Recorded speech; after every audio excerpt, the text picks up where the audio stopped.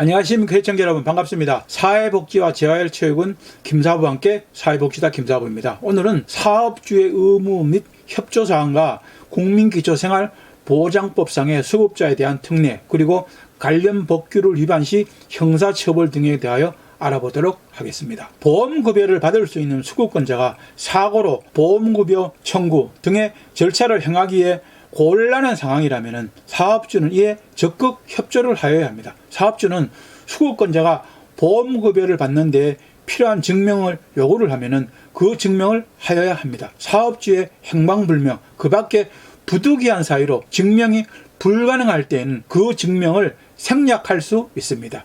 플랫폼 종사자는 보험급여를 받기 위하여 필요한 경우 노무 제공, 노무 대가 및 시간에 관한 자료 또는 이와 관련된 정보의 제공 등을 규정에 따른 플랫폼 운영자에게 요청할 수 있습니다. 이 경우 요청을 받은 플랫폼 운영자는 특별한 사유가 없으면 해당 자료 또는 정보 등을 제공하여야 합니다. 공단은 보험급여에 관하여 필요하다고 인정이 되면 규정에 따라서 보험급여를 받은 사람 또는 이를 받으려는 사람에게 산재보험 의료기관에서 진찰을 받을 것을 요구할 수 있습니다. 공단은 보험급여를 받고자 하는 사람에게 요양 중인 근로자가 공단에 지시하는 의료기관의 변경 요양사항을 정당한 사유 없이 따르지 아니하는 경우, 공단의 직권으로 실시하는 장애 등급 또는 진폐장애 등급 재판정 요구에 따르지 아니하는 경우, 보고 서류 제출 또는 신고를 하지 아니하는 경우, 질문이나 조사에 따르지 아니하는 경우,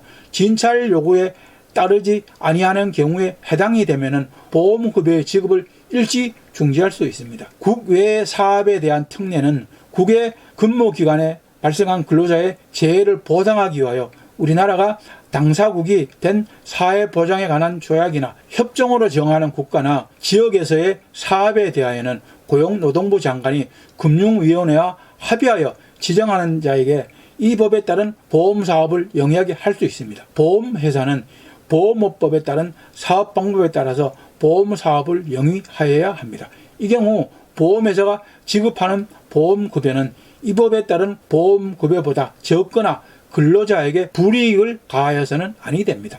보험사업을 영위하는 보험회사는 이 법과 근로자를 위한 사회보장 관련 조약에서 정부가 부담하는 모든 책임을 성실히 이행하여야 합니다. 보험회사는 규정에 따른 보험사업을 영위할 때 이 법에 따른 공단의 권한을 대행할 수 있습니다.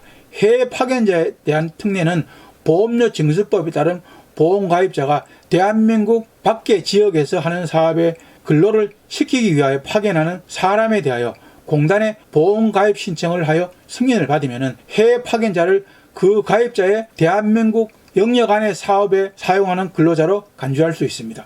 해외 파견자의 보험급여의 기초가 되는 임금액은 그 사업에 사용되는 같은 직종 근로자의 임금액 및 해외 파견자에 대한 보험급여의 지급 등에 필요한 사항, 그 밖의 사정을 고려하여 고용노동부 장관이 정하여 고시하는 금액으로 합니다. 이 법의 적용을 받는 해외 파견자의 보험료의 산정, 보험가입의 신청 및 승인, 보험료의 신고 및 납부, 보험관계의 소멸, 그 밖에 필요한 사항은 보험료 징수법으로 정하는 바에 따라야 합니다. 현장 실습 등에 대한 특례는 이 법이 적용하는 사업에서 현장 실습을 하고 있는 학생 및 직업훈련생 중 고용노동부 장관이 정하는 현장 실습생에게 이 법을 적용할 때에는 그 사업에 사용되는 근로자로 간주를 합니다. 현장 실습생이 실습과 관련하여 입은 재해는 업무상의 재해로 간주를 하여 규정에 따라서 보험급여를 지급하여야 합니다. 현장 실습생에 대한 보험급여의 기초가 되는 임금액은 현장 실습생이 지급받는 훈련수당 등 모든 금품으로 하되 이를 적용하는 것이 현장 실습생의 재해보상에 적절하지 아니하다고 인정이 되면 고용노동부 장관이 정하여 고시하는 금액으로 할 수 있습니다. 현장 실습생에 대한 보험료의 산정, 신고 및 납부 등에 관한 사항은 보험료 징수법의 규정에 따라야 합니다. 학생 연구자에 대한 특례는 연구실의 안전한 환경 조성에 관한 법률에 대한 대학, 연구기관 등은 이 법의 적용을 받는 사업으로 간주를 합니다. 연구실의 안전한 환경 조성에 관한 법률에 따른 연구활동 종사자 중 같은 규정에 따른 대학, 연구기관 등이 수행하는 연구개발 과제에 참여하는 학생 신분의 연구자에게 이 법을 적용할 때에는 그 사업의 근로자로 간주를 합니다. 이 법에 적용을 받는 학생 연구자에 대한 보험관계의 성립, 소멸 및 변경, 보험료의 산정, 신고, 납부, 보험료나 그 밖에 징수금의 징수에 필요한 사항은 보험료 징수법에서 정하는 규정에 따라야 합니다. 학생 연구자에 대한 보험급여 지급 사유인 업무상의 재해 인정 기준과 학생 연구자에 대한 보험급여 지급 등에 필요한 사항들은 대통령령으로 정하고 있습니다. 국민기초생활보장법상의 수급자에 대한 특례는 근로자가 아닌 사람으로서 국민기초생활보장법에 따른 자활급여 수급자 중 고용노동부 장관이 정하여 고시하는 사업에 종사하는 사람은 이 법에 적용을 받는 근로자로 간주를 합니다. 자활급여 수급자의 보험료 산정 및 보험급여 기초가 되는 임금액은 자활급여 수급자가 사업에 참여하여 받는 자활급여로 합니다. 규정을 위반하여 공동으로 이용하는 전산정보 자료를 목적 외의 용도로 이용을 하거나 활용한 자, 산재보험 의료기관이나 규정에 따른 약국의 종사자로서 거짓이나 그 밖에 부정한 방법으로 진료비나 약제비를 지급받는 자는 3년 이하의 징역 또는 3천만 원 이하의 벌금형에 처하게 됩니다. 거짓이나 그 밖에 부정한 방법으로 보험급여를 받은 자, 거짓이나 그 밖에 부정한 방법으로 보험급여를 받도록 시키거나 도와준 자, 규정을 위반하여 근로자를 해고하거나 그 밖에 근로자에게 불이익한 처우를 한 사업주는 2년 이하의 징역 또는 2천만 원 이하의 벌금형에 처하게 됩니다. 규정을 위반하여 비밀을 누설하는 자는 2년 이하의 징역 또는 1천만 원 이하의 벌금형에 처하게 됩니다. 법인의 대표자나 법인 또는 개인의 대리인, 사용인, 그 밖에 종업원이 그 법인 또는 개인의 업무에 관하여 위반 행위를 하면 그 행위자를 벌하는 것 외에 그 법인 또는 개인에게도 해당 조문에 벌금형을 부과할 수 있는 양벌 규정을 적용을 합니다. 다만 법인 또는 개인이 그 위반 행위를 방지하기 위하여 해당 업무에 관하여 상당한 주의와 감독을 게을리하지 아니한 경우에는 제외가 됩니다. 공단은 보험급여, 진료비 또는 약제비를 부당하게 지급받은 자를 신고한 사람에게 포상금을 지급할 수 있습니다. 규정을 위반하여 자료 또는 정보의 제공, 요청에 따르지 아니한 자에게는 300만 원 이하의 과태료를 부과합니다. 규정을 위반하여 근로복지공단 또는 이와 비슷한 명칭을 사용한 자, 규정을 위반하여 공단이 아닌 자에게 진료비를 청구한 자에게는 200만 원 이하의 과태료를 부과합니다. 규정에 따른 진료계획서를 정당한 사유 없이 제출하지 아니한 자, 규정에 따른 질문에 답변하지 아니하거나 거짓된 답변을 하거나 검사를 거부, 방해 또는 기피한 자, 규정에 따른 보고를 하지 아니하거나 거짓된 보고를 한 자 또는 서류나 물건의 제출 명령에 따르지 아니한 자, 규정에 따른 공단의 소속 직원의 질문에 답변을 거부하거나 조사를 거부, 방해 또는 기피한 자에게는 100만 원 이하의 과태료를 부과합니다. 산업재해보상보험법은 이처럼 대상이나 적용 범위도 많고 까다로워서 수급권자로 인정을 받는 것도 쉽지 않지만 수급권자가 된 후에도 법령들을 잘 알고 있어야 정당한 권리를 주장하고 보호를 받을 수 있습니다. 모든 사회보장제도가 그러하듯이 본인이 직접 권리를 주장하고 증명을 하고 신청하여야 국가로부터 혜택을 받을 수 있기 때문에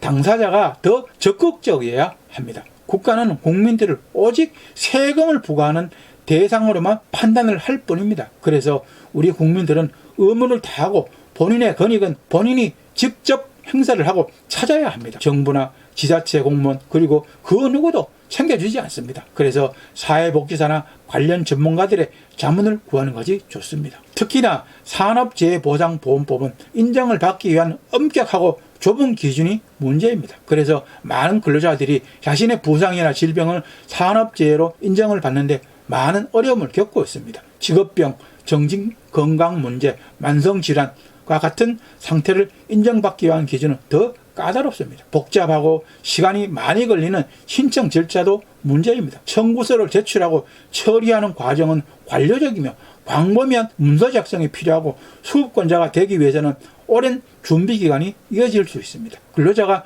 법적 절차를 탐색하거나 사고나 질병을 증명할 수 있는 충분한 증거를 수집하는 데에도 많은 어려움을 겪을 수 있습니다. 또한 일부 고용주들은 근로자가 보상을 신청하는 것을 차단하거나 업무 중 사고를 보고하지 않는 경우도 비일비재합니다. 또 다른 일부 고용주들은 책임을 하청업체에 전가하거나 또 불안정한 직위에 있는 비정규직 또는 파트타임 근로자를 고용하여 책임을 회피하기도 합니다. 모든 근로자들이 산업재해보상법의 완전한 보장을 받는 것은 절대로 아닙니다. 프리랜서 근로자, 플랫폼 근로자, 하청 노동자와 같은 특수범주에 있는 근로자는 종종 보상을 받을 수 없거나 제한적이기도 합니다. 이로 인해서 많은 취약한 근로 환경에 있는 특정 근로자에 대한 제한된 보장도 문제입니다. 의료비와 임금 손실에 대한 보상이 제공이 되지만 부상당한 근로자가 부상 후 직장에 복귀하거나 새로운 역할에 적응할 수 있도록 도울 수 있는 재활 서비스도 충분하지 않습니다. 트라우마나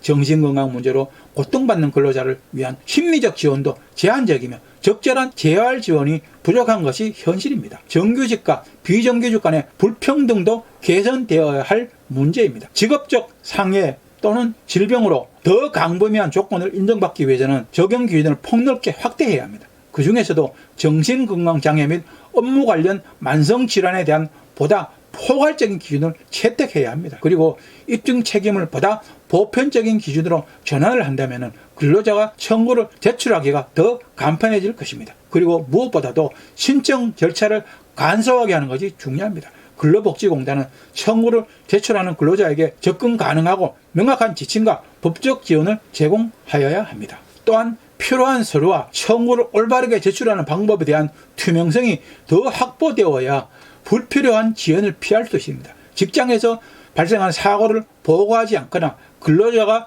보상을 신청하지 못하도록 방해를 하는 고용주는 엄벌에 처해야 합니다. 또한 회사가 위험한 작업을 하청하여 책임을 회피할 수 있는 허점을 없애야 합니다. 정부와 근로감독관들의 정기적인 감사와 더욱 강력한 감독은 이러한 규칙을 시행하는 데 도움이 될 것입니다. 산업재해보상보험법은 현재 많은 보호에서 제외된 프리랜서, 독립계약자, 일용직 근로자와 같은 비정규직 근로자들에게도 적용 범위를 확대해야 합니다. 이는 법률에 따라서 근로자의 정의를 조정을 하거나 이러한 근로자에 맞는 추가 보험제도를 신설하는 방식으로 할 수 있을 것입니다. 물리치료, 심리적 지원, 직업훈련을 포함한 포괄적인 재활 서비스를 제공을 한다면 부상을 당한 근로자가 직장에 복귀하는 데 많은 도움이 될 것입니다. 고용주, 의료서비스 제공자, 정부기관 간에 보다 강력한 파트너십을 구축한다면 이러한 재활 및 복귀 프로그램을 보다 효과적으로 만들고 강화할 수 있을 것입니다. 파트타임 및 일용 근로자를 포함한 비정규직 근로자가 법에 따라서 정규직 근로자와 같은 동등한 혜택과 보호를 받을 수 있도록 모든 근로자에게 동등하게 관련 법규들이 적용이 되어야 합니다. 여기에는 이러한 그룹에 대한 보상, 안전조치 및 보호 기준의 차이를 없애기 위한 법적 개정을 개정하는 것이 포함이 되어야 합니다. 산업재해보상보험법은 직장사고 발생 시 근로자를 보호하는 데 필수적인 것입니다. 그러나 현재의 형태로는 한계가 있으며 특히 특정 근로자 그룹의 요구사항을 해결하는 방식과 청구 및 처리의 방식에서도 한계가 있습니다. 그래서 적용 범위를 더 확대하고 절차를 더 간소화하고 고용주에게 책임을 많이 묻고 보다 강력한 재활 및 정신건강 지원을 제공을 함으로써 산업재해보상보험법은 근로자의 권리와 복지를 보호하는 데 더욱 효과적일 것입니다. 오늘도 저희 방송이 여러분들에게 많은 도움이 되었습니까? 시청자 여러분들에게 도움이 되길 바라면서 열심히 준비해 보았습니다. 여러분들에게 많은 도움이 되었으면 좋겠습니다. 오늘도 시청자 여러분 좋아요, 구독하기 꼭 눌러주시는 거 잊지 마십시오. 많은 시청과 구독 바랍니다. 여러분들의 많은 관심과 구독, 좋아요가 저에게는 큰 힘과 보람이 됩니다. 다음 시간까지 시청자 여러분들 모두 건강과 재산 잘 관리하시기를 바랍니다. 사회복지와 재활체육은 김사부와 함께 사회복지사 김사부였습니다. 감사합니다. 안녕히 계십시오.